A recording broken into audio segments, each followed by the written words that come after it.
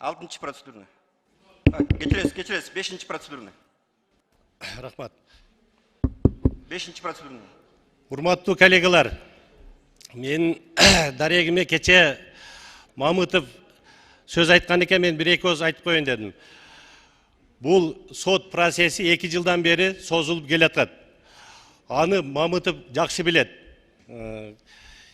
Ошол жерде шайлоодон подкуп менен таза шайлоо өткөрөлү дейт, подкуп менен кармалып, иш козголуп турган жеринен колунан жетелеп келип 7-ci этажга жанына отургузуп алган.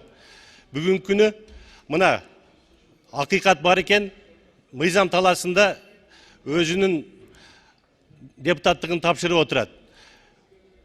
Элибизде жакшы сөз бар. Ээси кесе бейсин бер дейт. Мени 10 миңден ашык ел шайлаган. Мамытов өзүн алган голосуну салыштырып, анан кийин бирөөгө асылсын. Рахмат. Рахмат. Урматтуу төрага, урматтуу депутаттар, азыр бул жерде Мамытов боюнча деп айтып кетти. Бул жерде жогорку кеңеште ар бир депутат өзүн оюн, пикирин айта алат. Урматтуу депутаттар, эч качан атыбыздан, фамилиясынан айтып бир мындай кайрылуу кылгандан алыс бололу.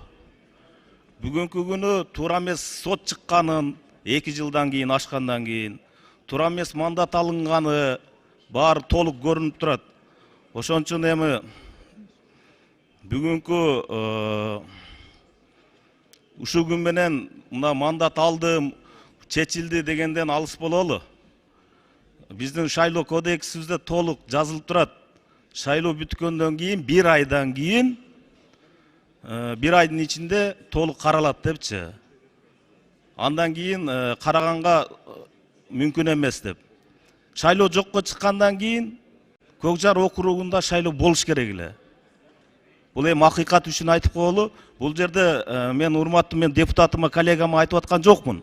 Бул жерде соттун чечими туура эмес болгонуна. Центр избирком ушу туура эмес мандат берип койгон үчүн айтып атам да. Лично сизге эч кандай маселем жок. Рахмат.